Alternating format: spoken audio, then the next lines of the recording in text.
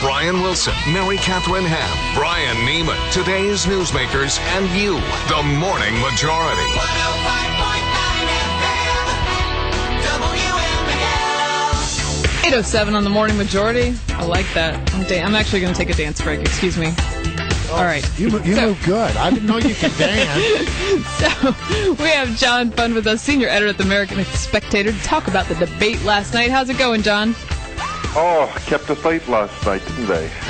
Yeah, they did. Very late. So the bottom line these days is there's this incredible desire for a non-Romney to succeed, but the non-Romney vote is obviously split. And the path to becoming a nominee for a non-Romney looks pretty tough. Is there any way that these debates, maybe last night's debate, moved the needle in a meaningful way? Well, this is reminiscent of exactly how John McCain won the nomination in 2008. A moderate managed to win over a divided conservative field. I think three things have to happen between now and Saturday. One, we have one more debate, and Mitt Romney has to look a little bit more like he did last night, which is cornered and a little exasperated that these people keep nipping at his heels. Two, one of the candidates has to have another breakout debate. Newt came close. I mean, he got some standing ovations once he got rid of that ridiculous Bain and Company attack on Romney. And three, I think we may find out on Friday, because Friday's the deadline.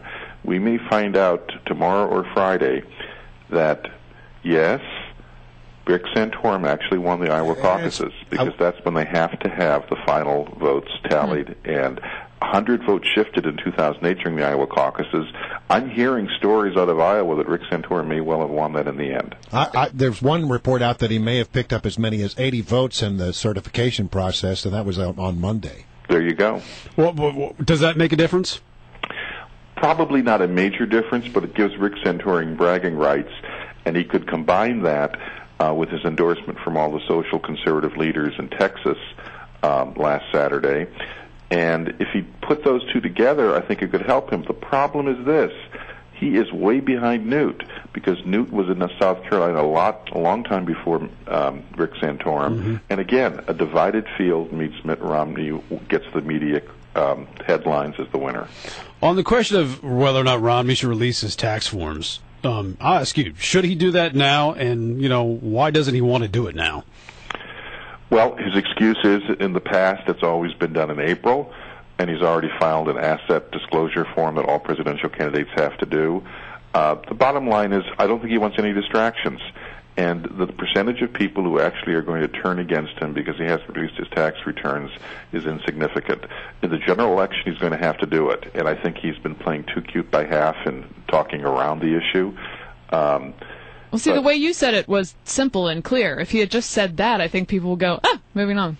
Well, I think it's fair to say that Mitt Romney's returns won't show anything wrong or unethical or illegal, but they're going to be complicated.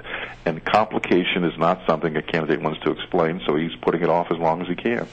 Did Gingrich hurt himself with the Bain criticism of Romney? I mean, would he be in a better spot now? Would we see him higher in the polls in South Carolina if that attack in his super PAC never went forward with those ads? Duh. Boy, are you right. Of course. So why does he continue to defend it? Why not just, or even bring it? Because he brought it up again last night. Why not just walk away from it entirely? Because Newt is angry and wounded. He said, I'm going to run a positive campaign. I'm only going to talk about Obama and attack the media. And he got smashed by these super PAC ads in Iowa. He blames Romney personally for bringing him down, and he wants to draw some blood. I mean, it's a perfect example of a candidate who's managing his own campaign and can't get over the emotional hurt. We talked about this, 4 years ago. A lot of people were upset, obviously, that John McCain was the nominee. People wanted change in the primary system. They didn't like the fact that non-Republicans could vote. They talked about, hey, we've given way too much power to Iowa and New Hampshire.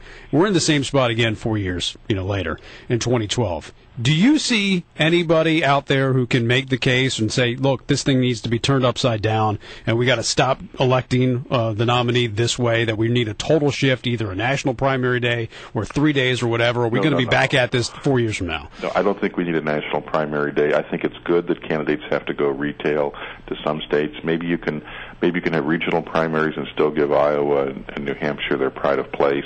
But the bottom line is, you want to know why we're ending up here? It's very simple. A bunch of folks decided not to run. Right. Mitch Daniels, Chris Christie, Haley Barbour, a whole bunch of people decided not to run. Jeb Bush. And if any one of them had run, I think we'd be looking at an entirely different race.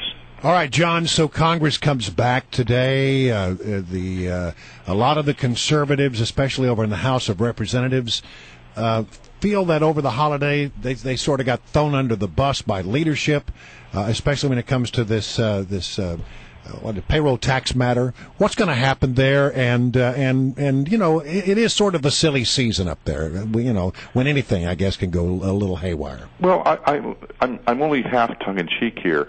I think we should take some time and celebrate the fact that last year was the least productive Congress ever since World War II. They only passed 80 bills.